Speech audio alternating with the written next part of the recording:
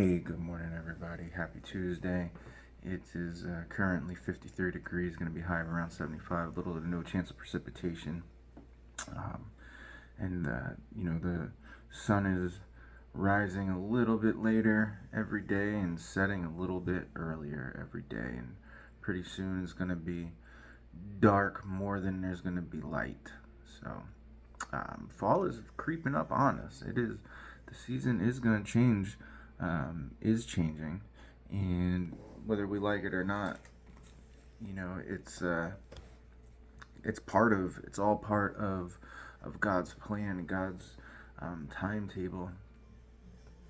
Just like He's going to come again, right? It is going to happen, and you know we, if you're a believer, will like it, and those who aren't won't. Um, that there's a change in season coming. Yes, there is. And anyway, we're in 1 Timothy chapter 6, and let's pick up in verse 8. But if we have food and clothing, with these we shall be content. But those who desire to be rich fall into temptation, into a snare, into many senseless and harmless desires that plunge people into ruin and destruction. Oh, so there's a lot of um, things, I guess. There's a lot of destruction, or a lot of ways to fall, right? When we desire to be rich. Okay, so you can fall into temptation, into a snare, so traps, right? Senseless and harmful desires that plunge people into a ruin. So chasing our desires, which are senseless. Some of the things don't even make sense, right? Why would we step on another person, another man, or another woman, push them down to elevate ourselves, right? Like, does it really make sense when we're all the same in God's eyes? It doesn't make sense, right? It's a senseless, and it's harmful, not just to others, but also to ourselves, right? That plunge people into ruin. Not, again, not others, not just ourselves. We can ruin, we don't mind ruining another person just to elevate ourselves at times, do we? Right? Um, and destruction, ruin and destruction. Right? Sometimes when we our actions can impact another one's faith, because that's what destruction is, right? Destruction is a eternal destruction, and who gets that destruction, right? It's those that don't know the Lord.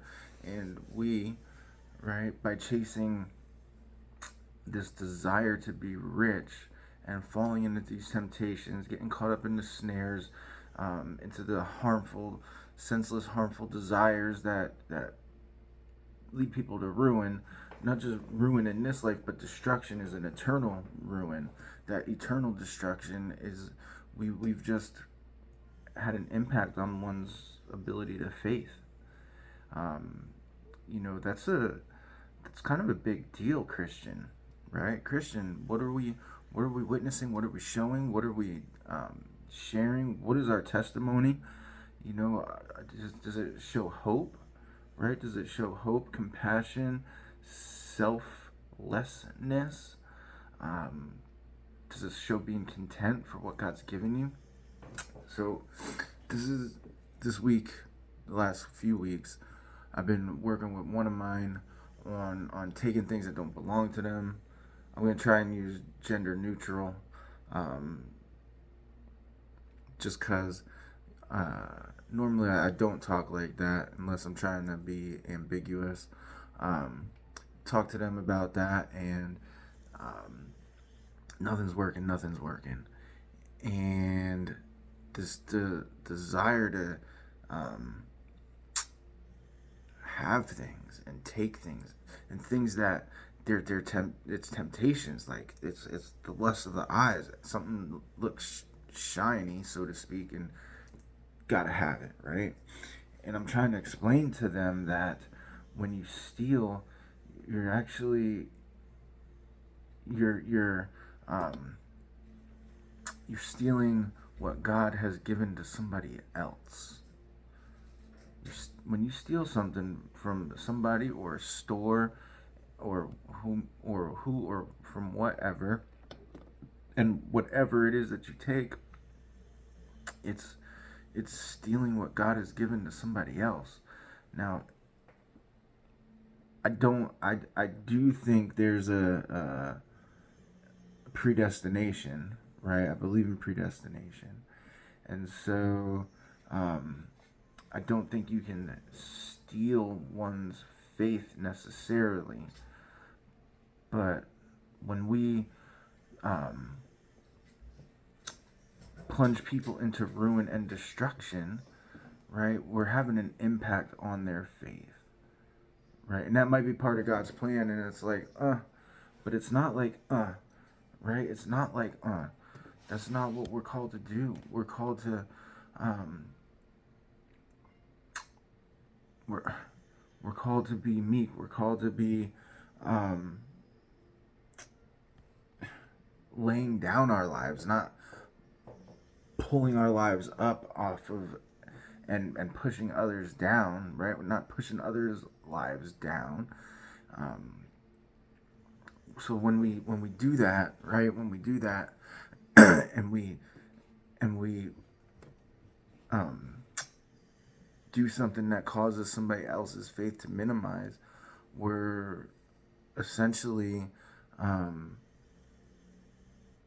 distorting what God has already given to somebody else, right? We're distorting what God has already given to somebody else. Well, how does that happen? Because our behavior has impacted the heart of another, right? And that's what essentially what it is. That's what evangelism is, right? It's our behavior impacts the heart of another.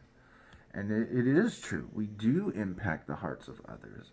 Um, not, everybody says, well, you shouldn't let what somebody says bother you, or, um, if if it's all predestined, what does it matter? Well, it does. And and why, right? I guess why is the question. Why does it matter, right? If everything's predestined, and here's the thing, right? We have free will inside God's will. That's the best way I can explain it, y'all. And this is antimony, also known as paradox, right? Antimony is the, I guess, theological term for it, but it's when two seemingly opposing things work at the same time but don't splinter each other. But don't they, right? They don't splinter each other. So that's how free will works. That's how, I guess, election, as it were, works. It's so we do have these impacts on everybody else. Now, I personally, I think my behavior at times has led people into unbelief, and my prayer for those people is that um, somebody else's behavior, somebody else's words, somebody else's faith um, rubbed off on them, and kind of helped encourage their heart into assurance versus what I had done to encourage their heart towards um, ruin or destruction, right? So then he says, but if we have food and clothes, if we have food and clothing, with these we will be content. Then he says, but those who desire to be rich fall into temptation and a snare, into many senseless and harmful desires to plunge people into ruin and destruction. For the love of money is a root of all kinds of evils. It is through this craving that some have wandered away from the faith and pierced themselves with many pangs. Pangs, King James uses sorrows there, pierced themselves with many sorrows. So when we wander away from the faith, we have pierced ourselves with many sorrows.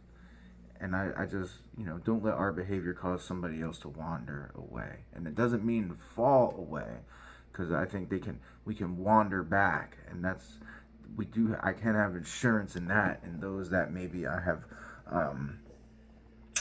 caused to stumble or caused to um, desire riches or whatever it is, the impact that I've had on another's faith